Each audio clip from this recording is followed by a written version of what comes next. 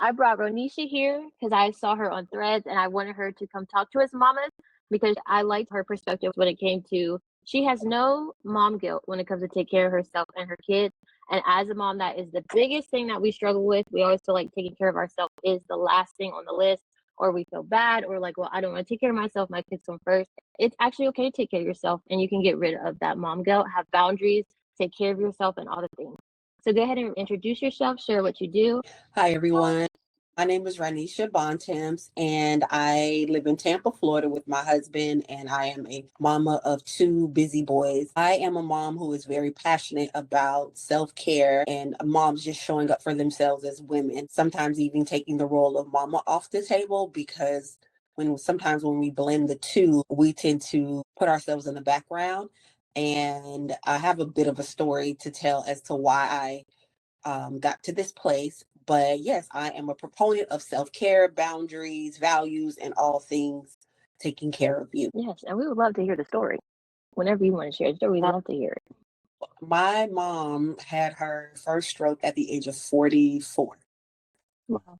And I grew up with her being my superwoman. She was doing everything for everyone, being everything for everyone except herself. I saw her work, take care of my grandmother, my great aunts, like everyone in our family, really to her detriment. I'm not sure if she even understood the magnitude of the sacrifice that she made for everyone else, but not herself. And unfortunately, it led to her early death. She died at age 59. And I remember I think I was 32, 32, yes, 32 when my mom died. And I remember being so angry with her because after her first stroke, I kept emphasizing, Mom, you have to take care of yourself. You have to take care of yourself. You can't continue to do the same things. And it just fell on deaf ears, excuse me. And I kept telling her, I want her here for my grandkids, for her grandchildren. And I don't think she ignored it intentionally. It was just years of just doing the same things. And I don't think she knew how to make that shift. Shortly before she died, my aunt, her oldest sister, died at 57. Wow. And then my youngest aunt, my mom's baby sister, died. None of them reached the age of 60. Wow. And it's still very emotional for me because longevity really runs in my family. But like one of my great great aunts, she died at 107, but she took very good care of herself. She died of natural causes. I never knew her to be sick. One of my aunts lived into her late 90s, and my great aunts, and I was just so angry with them because it didn't have to be. But I think conditioning from society and also maybe just how it was for Black women back then, they just thought that that was a thing to do. And I made up in my mind the day my mother passed away that I would never do that to myself. When I had kids, I knew that if I was going to be a good mom, I had to be a good woman first. That was it. I had to learn to take care of myself, invest in my dreams. My mom wanted to be an attorney, but she never got the chance. She had us young, um, and never went back to school. And I knew that wasn't going to be my story. And it took me a while to get over the anger because I felt like it was just so preventable. And so now it's something that I am passionate about teaching other women. We can't show up in motherhood if we don't show up for ourselves. To me, it's impossible. I mean, I guess my mom did it, but at what cost? Like, I would do anything for my children, but if I'm not whole and healthy and happy, how can they really be whole, healthy, and happy? Yeah. Wow. I'm about to cry. Oh, Um, sorry, you know, it took me a long time to be able to talk about it without shedding tears because I'm 43. My mom had her first at 44. So it lives in my mind like, what if? You know what I mean? So, yeah. Um, I think that really puts a lot of things in perspective for me because my kids are so young now and I'm younger. So it's like I'm not thinking about those things like in the future necessarily. Like I'm trying to survive right now. mm, But it's like you have to live more than just trying to survive right now.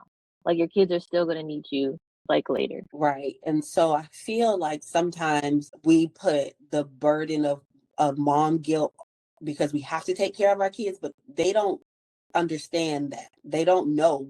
We make those stories up in our own heads. My kids are happy with they have an Amazon box that they play with. You know, it's us that wants to give them the world, which there is nothing wrong with it, but sometimes we overcomplicate it. That's how we end up on the back burner because we're making up sometimes, and not everyone, but a lot of us make up for what we wanted as kids. We put those dreams on our children, and it's Yeah. fair because they're living. We're trying to make them live up to something or accept something that they may not have even asked for. You know. Wow. Wow. You just gonna make me think this whole time. I know for me, there's a lot of things growing up that I wish was different. But now looking at it, I think I put too much pressure on myself trying to rewrite the whole story with my kids now. And it's like they're not even asking me to do all this. Like they're not asking me to be this Susie homemaker, do all the things, bread is from scratch or something like that stereotypical thing going on social media. I'm sure everybody knows about that. But it's just like they're not even thinking about that. They just love you as mom and want you to be there.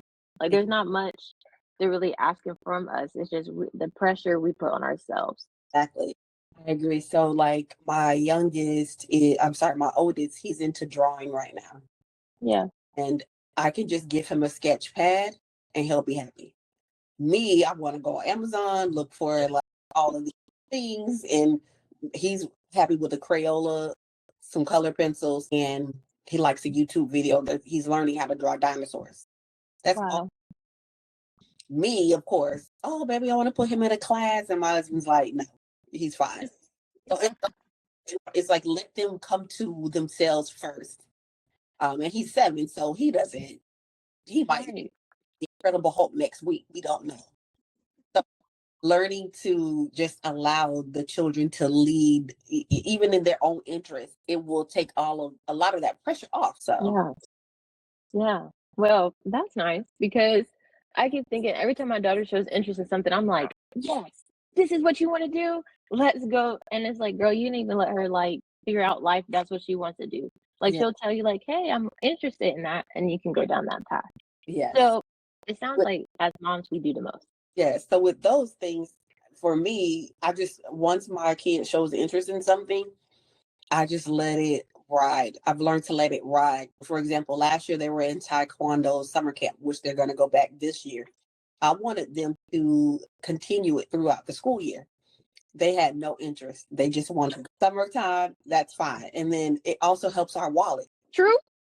So pay for summer camp for the summer. And then because they want uniforms, but I told them this morning, you're only getting uniforms if you stick it out through the year. And so they second guessed themselves or they had second thoughts. It was like, oh, no, we have school. Great. Because I don't want to pay for uniforms and I don't want to, because if I do, there is a rule. You will see it through. Yeah. I'm not wasting money over here. So I would just wait and see just for a while. And then I'll take them to the library and I can tell by the books they gravitate towards too what their interests are turning into long term. And my oldest, he likes to build things, he likes to draw. And so I'm watching him. So maybe next year it'll be STEM or something like that versus sports because he's not a sports person outside of just playing. Outside of my youngest, he is in swim lessons and he wants to join the swim team and he's sticking it, Mm. those kind of things. So I just watch and now I'll wait so I won't be forcing them into sports they don't like or wasting our money at the same time. Yeah.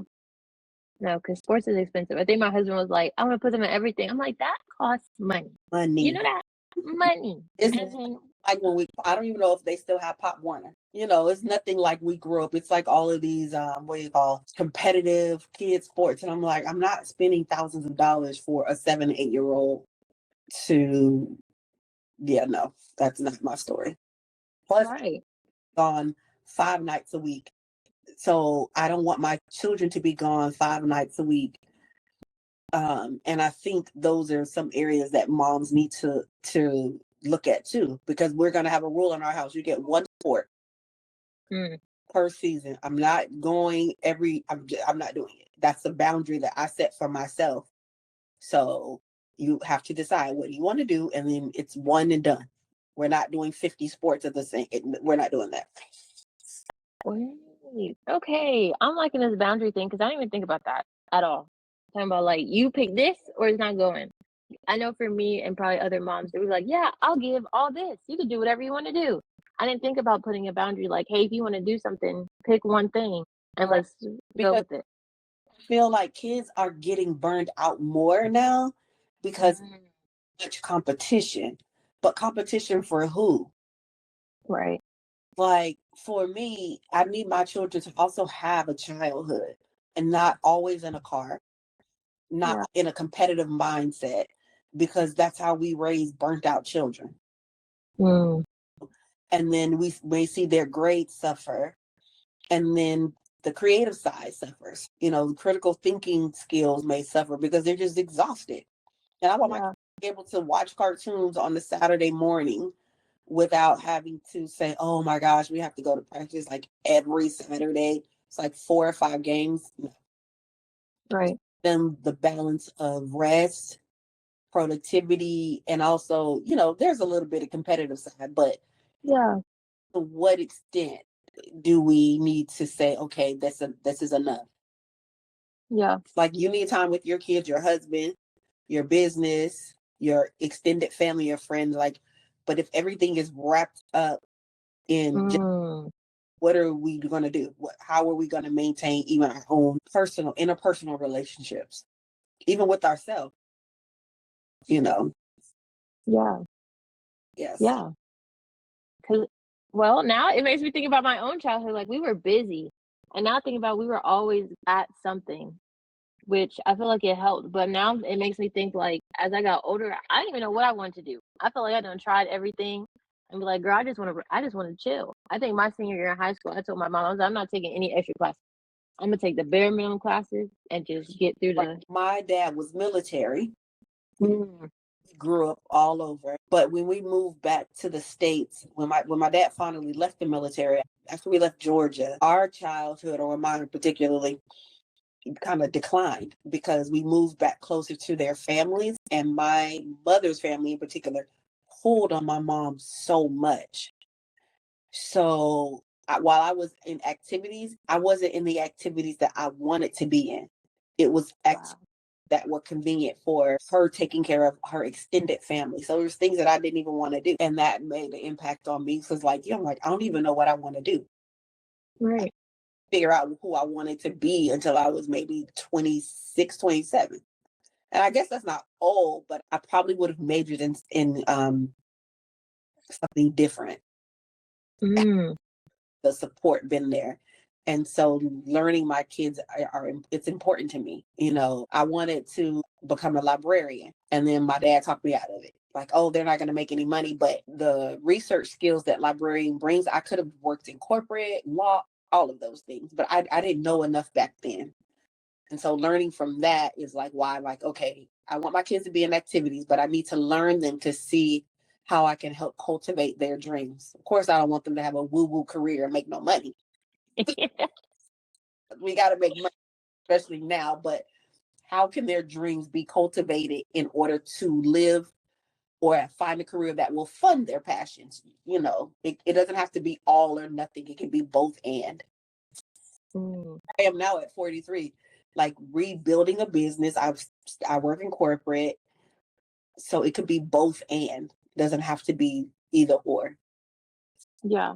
I think my mom has been telling me lately I can do both and because I keep being like, well, I want to do this and I want to do this. And my mom's like, I'm watching you trying to choose, but you can have both of them. I agree. Obviously, there's a dynamic that you got to do with having both. But she's like, you can have both. You're going to sit here and keep going back and forth. You're not really on one side or the other. So give me an example So, of what you want to do that you feel like you have to choose. so far, when I became a mom, I became a stay-at-home mom because me and my husband were both in the military. And my company commander at the time told me, hey, I don't think it's going to be beneficial for y'all to be dual military with a child. She said, I've seen other people do it. It's really hard. And so we made the decision for me to get out. And so I've been a stay at home mom for 4 years now. And then I started a business because of having my daughter. But there are times like right now where my daughter is getting older and she's about to go to school. And I feel like I have to lean more heavily on like being the mom, showing up as the stay-at-home mom because there's about to be a lot of different changes going on in our life. And it feels like I have to put my business down in a way because like I have to show up as a mom. But at the same time, I don't want to put the business down. And what Because you feel like you have to show up as a mom when she goes to preschool? I guess it's just like I don't know if it's just maybe I feel like it's less stress possibly of me trying to do both or me just being able to focus just solely on them. Because lately I've been feeling like, what if this is hindering them in some kind of way? Because I have a business and I'm not like 100% focused. And if like in the future, if I'll regret having my business and not like being, how do I say this? I guess super present with them. Like that's been the thought I've been having lately. I was a stay-at-home mom when I had my oldest. I went on bed rest and never looked back. I wrote out my maternity leave. Thankfully, we had 6 months maternity leave. And then when I left, I had a type of insurance where my job paid me for a year without being on their payroll. So I'm older than you, but I thought the same too. Like I didn't feel guilty about my business, but I did feel like I need to be this all encompassing mother with show up at every event, which I do, but I felt suffocated because I felt like I had stifled a part of who I am. And it wasn't guilt. I was just like I don't know me anymore. And so I would caution you to redefine what showing up looks like because now I work full time and I run a business and I'm active in church and I have kids and I have a husband. I have friends. And I'm able to do all of that because I'm not pressuring myself to be perfect, the perfect mom, the perfect wife, the perfect this. Is just grace. But I think you can do both. I'm with your mom. You can do both. It's just, what do you want it to look like? Because this being home every day and not working on your business doesn't necessarily mean we're the best moms because we're not feeding ourselves. We're not growing ourselves in the way we want. Now, if that's what you want, that's fine, but it's not what you want. So maybe redefining what your business looks like or how many clients you're going to take on. And then when your daughter goes to school, trust me, she's going to be like, bye, mom. Because they start coming into their own. Yeah. And then when you're present with them, you're present with them. For our family, once a month, we do like a family adventure, and it could just be visiting a new park in the city. And those are the core memories we're building, So I wouldn't say you don't have to choose. You can have both. You just want to redefine what it would look like for you because you are still a whole person. Yeah. I feel like society has put put us in a box where we have to be Susie Homemaker, but that's just social media. I'm not baking bread. I don't like it. I'm not, I'm just not doing that.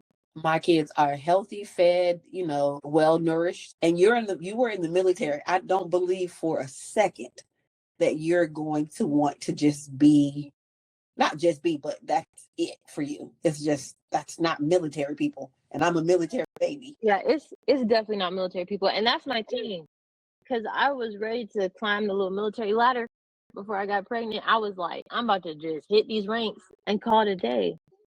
So I think that's good to hear because that's been like the biggest thing. Cause I keep telling my husband like there is more to me than just like a mom. I always feel like I'm losing myself. Like there's parts of me that like I don't want to lose. Cause I enjoy myself. Like and that doesn't sound crazy, but it's just like there's parts of my job in the military that I did that I absolutely love, which is kind of similar to what I do in my business. My brain just works that way. So it was cool to be like, oh, I could take those same skills there. So that's good to know, actually. And it's a supportive husband, which it sounds like you do, because I can tell you, not everyone does. And so because you have one, it's important to use that support system. Do you guys get restationed to different places? He's out the military now. So we finally settled down in Tennessee, but we were all over the place. Okay, so because you have a supportive spouse, then I would leverage that. maybe negotiate, okay, these are the times that I need to just focus on the business or self-care. I know like every third Saturday for a few hours, me and my girlfriends go out. And it's something that my husband and I negotiated. So there are ways that we can do it. We just have to figure out what we want it to look like. It doesn't even have to be monthly. It could be, I need an hour alone every week just to take like a nice hot bath or shower or read or have a personal development time for my business or myself or a date night or even in the house. Like there, we just have to negotiate those things versus choosing one or the other. Yeah, I think I always laugh at myself. I've come a long way with being a mom because at first I would just be like, forget me. But like lately I've been like, hey, I'm actually not doing this. Like, especially when it comes to cooking and stuff. They're like, oh, I don't want to eat that. I'm like, well, you could figure it out. Yep. Or like you're gonna eat whatever I cook or whatever. It's not trying to be like rude. And we have But it's like, too. You are not allowed to say that you don't like anything without trying it 3 times. ooh, you give them 3 times. I give them three because it could be some new chicken, and they're just like, listen. There was only a couple of things that we didn't have to eat. Other than that, we had to eat it. So I'm trying to be a little bit more lenient. But you can't you don't like chicken because I put a different sauce on it. At some point, you're just being. And so, but I can tell you a tip that I do. I buy a rotisserie chicken every single week. So yesterday, by the end of the week, it was like the remnants left. So I took some broccoli. I took the rest of the chicken off of the bones. Did a little ranch dressing on top. I layered it and cheese and crumbled bacon, and they tore it up. I just baked it for 15 minutes. It's little things like that. Like, I make spaghetti every other week because it lasts. I can cook, like, for real. I just don't enjoy it. And so Yeah. I find just eat all meals. It's good. Oh, that's good because I do the same thing. Spaghetti or some of the meals that I know that will last me a minute. I do that. I love me a crock pot. I don't like to cook. I had to learn to like try to tolerate it. Cause I'm just like, what do you mean we got to think about what to eat every day? I can't cook every day. And then That's not beneficial to me. rotation. Like I wouldn't eat spaghetti every week, but it's on the menu twice a month. It's those little things that we can do to free up the time, even to spend with the kids. So like right now I started a new job. So now my husband does pick up and drop off. And so when I get off, I take like a 15-minute walk just to like decompress and to transition into mommy mode. And it's helped me so much. So I would even go as far as that, like even if when your husband comes home from work, say, okay, I need 15 minutes, go on and walk around the block or something. Now that the kids are home for a couple of weeks before summer camp, we do it together. We just go because they're in the house all day because I can't break away. And then so we'll go outside and then mommy mode. And then at 8 o'clock, they're in the bed. Like that's non-negotiable. They have a set bedtime. So that's helped us. It's just figuring out what you want your life to look like and then creating, like defining your values. Like, what do I value? What do I want our life to look like? Then you create some boundaries around that and then not feel guilty about it because guilt gets us nowhere. To me, it's a false feeling. Well, mom guilt anyway. It's I like that. It's a false feeling. That need to be on a board. You need to sell that. like it doesn't serve anyone. It doesn't serve you. It doesn't serve the kids. So to me, it's pointless. But I do know a lot of moms struggle with that because everybody has their own story. Yeah. But I don't. I never have ever. He said, you can't catch me with no mom guilt. I kick that to the curb. Like I need to take a bath too. I need to take a shower. I don't want to stink. So I'm just saying. You're like, I like my lotions too, just like Yeah. you like your lotion. No, I want to lay down too. I need to lay down. I need to sleep. My brain needs to rest also. So no. And again, kids don't know. They don't know. They don't know. So they don't care. Their Really don't.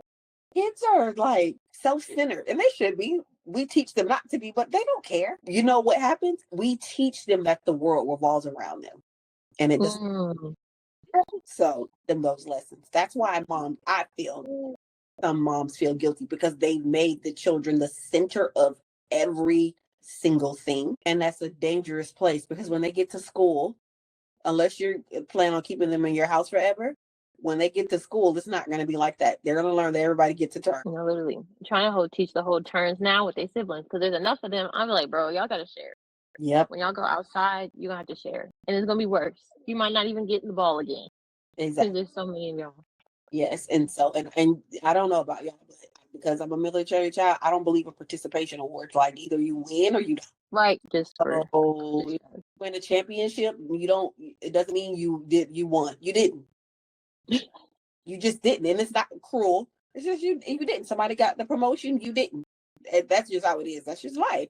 So I think sometimes we teach children that the world revolves around them, and then we feel guilty when we say no. right, man. It's all about boundaries for real. It's all And about. I like the point that you made about you gotta know what you want because if you don't know what you want, then you're not gonna be able to know what you need to put boundaries around. Yeah. So I think moms struggle with boundaries and routines because they don't really know what they want. Right. Which makes sense after having kids, all that stuff changing, you're trying to figure yourself out. Some children are easy babies, sleep well, and some just don't. So I can only speak from my experience, but I can tell you when we brought both of the boys home, we started routines. Like, of course, babies are not going to have like, oh, they're going to sleep from 8 to 5, but just the routines of a warm bath, a bottle, a diaper change, like the consistency of routines, children thrive. And I think a lot of new moms they ignore that part. So even as the kids were growing, when I ran errands, I tried my best to do it either before nap time or after nap time because they needed the consistency. And my children sleep well. I read in the middle of the night where 6 and 7 year olds are still waking up in the middle of the night. That shouldn't be so. So I think it's those little things, that consistency, and then also involving them around the house in things that they can do, like picking up their own toys. Of course, we assist, but as they grow older, there's more independence and they're learning more. And then you get to a point where, so I have these little checklist charts that I got from Amazon, and their chores are written, and they just slide them over to see the check mark, and it builds confidence. Like they can do certain things on their own. Of course, I have to go back and check, but just the follow through and the consistency of the routines, even if it's not 9 o'clock in the morning and something happens, the order of things will help. But we have to be those things first. You're ex-military, the power of those routines and that consistency. But there's flexibility too. There's flexibility. If we get home at 9 o'clock, okay, but you still got to take a shower. You still got to brush your teeth. You still got to, there's flexibility. It's just, I feel like routines for me is better than necessarily like time blocking because it always falls in line and it's the same amount of time I'm using. It just may be at different times. Yeah, I think I take that approach too. Because I'm like, obviously, the world is not perfect. So there's going to be times where the schedule just off. Like something is going to. I think that's what I tell my clients and just moms in general. I'm like, you got to realize that this perfect day that you plan, something's going to be thrown off.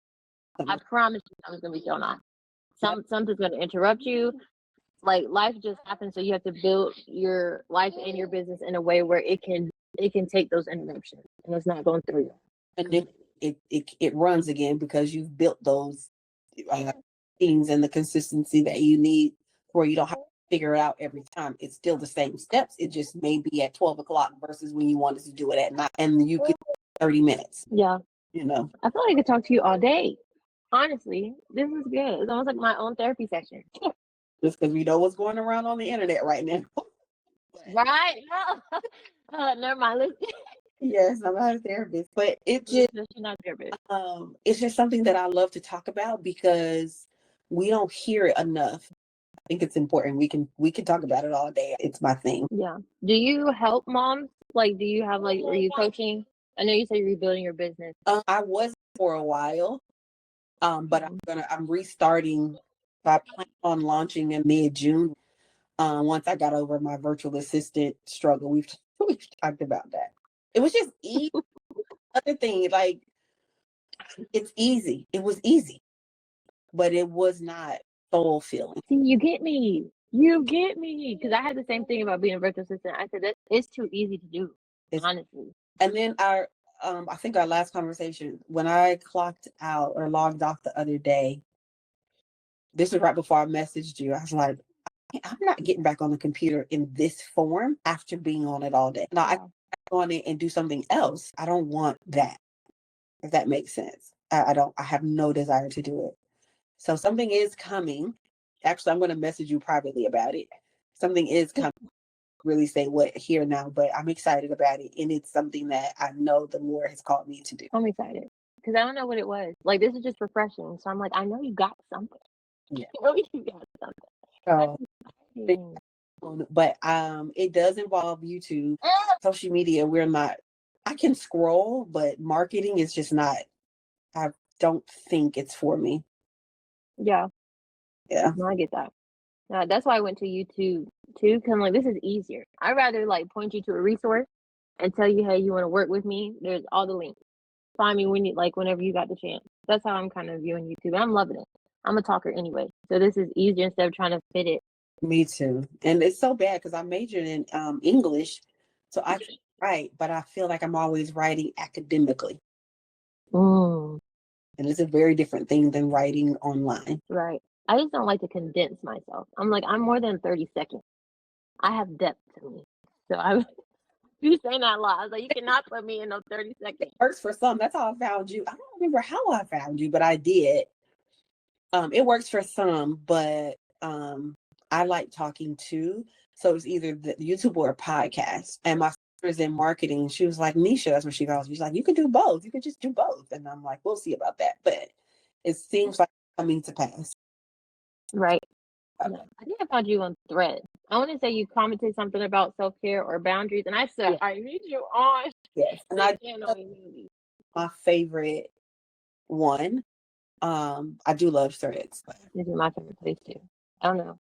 I guess it's just the responding to people. I don't mind talking. Now, me Yeah, posting all the time on there, I can't condense myself to like a couple words, but I can give you a response.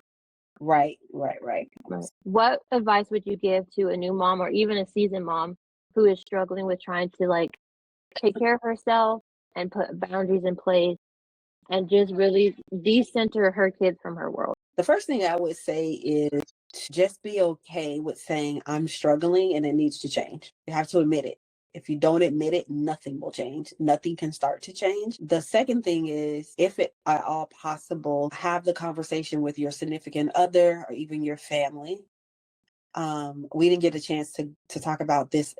And I know they say the villages are different from how it was when we grew up, but there are ways to build your village. You just have to figure out how it works for you, whether that be paid care if affordable. I joined a local moms group, church relationships, finding women in the similar seasons of life.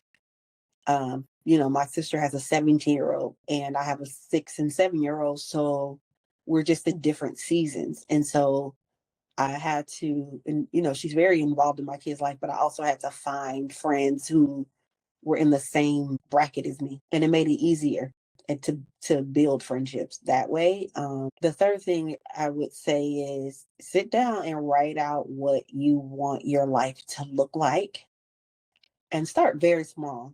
Even if that means I just need an hour a week alone. How are you going to do that? And that means training your children to know that we're a family and it's not just about you. It's everyone is important in the family. And that means, if they can be independent, having them learn how to do things on their own, that would free up some of your time. So like now I'm teaching my kids how to sort laundry and to put it in the laundry. And it seems small, but it's been so helpful. I still fold, but I've taught them how to put their own clothes away. And so it just takes some of that off of you. Now I'm supervising of here and there, but I don't have to do it. And it's so freeing. And then they love it because they feel like they're big boys. So involving the children, involving your significant other, and then start creating routines that would support the life you want. And I know everybody's like, oh, I'm tired of hearing moms say get up at 5, but sometimes that's just what it takes. It's not for everyone. It's not. But okay, then what about the evening? Can you get your kids on a schedule where they're going to bed at the same time every day, and then maybe use that as your free time? Or even making sure if you have young kids can and they're both taking naps, can you somehow merge their naps to where they're both sleeping at the same time? Because that was pivotal for us. It's those little things. Even if it's 30 minutes, can you wake up 30 minutes before your kids just to get dressed more slowly? And then find a dream. What goal do you have? What goal did you want to have? What goal did you like? Did you want to start a business? Did you want to take a class? Do you want a new hobby? All of those can come to fruition, but you have to be intentional about it. And just write things down and it'll come to you. But you have to start there and asking for what you need and not feeling guilty for asking for what you need. Because men do not have that problem. They don't. At all. So out of discussion. So that's my husband has no problems. Yeah, mine either. He'd be like, I don't care. And Yeah. I'm not doing it. Correct. And so sometimes we have to take that on, like, okay, I'm not doing this today. But I would start there. No, that's a good point. And I talk about building your village, even if you got to pay for them in different ways. Maybe you can't afford like getting somebody to watch your kids, but you can afford the groceries delivered at your door. Or at least pick up. Yeah, pick up too. Yeah. Sometime. And then get those meals in order. Get those basic meals. I would say 10 to 15 meals on a rotation. And there. Like I'll make a good Sunday dinner, but that's about it. And then everything else is simple. Right. But I'm an early riser. And so and I know people hate it. I saw a post yesterday. I'm tired of influencers with babysitters and nannies saying get up at 5. I don't have a nanny. Right, where's she at? And I'm up at 5, but I'm an early riser. But you have to kind of do what works for you. But you cannot get up with your kids and they're rushing and they're hungry, and then you get upset about it. Right. Be frazzled. So you have to pick 30 minutes of calm, just brushing your teeth, watching your face without interruption, or you're gonna feel frantic and you're still gonna be frustrated. So you have to pick and choose, Right. I'm up at 5, sometimes 4:30, but my body is just natural. Yeah. But I'm not a night person either. I'm in the bed by 9:30. So you just have to pick and choose. Right. Because you might be a night person. I'm a night owl, so I don't mind having my peace and quiet at night. Yeah, But if it works. And then you have to have consistent quality time. It doesn't necessarily mean it has to be 5 hours a day, but those 30 minutes, like my kids and I, we go to the library every Saturday. That's our time.